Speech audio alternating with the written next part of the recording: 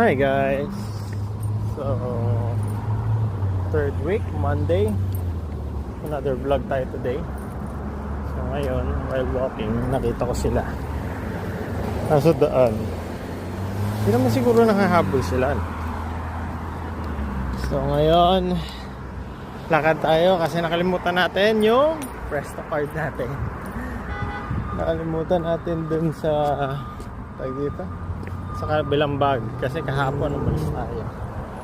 So ngayon, bye. So ngayon, lakad tayo, tingnan natin kung gaano talaga kalayo yung kinocommute natin everyday. So ngayon, kakalagpas ko lang ng Bellamy.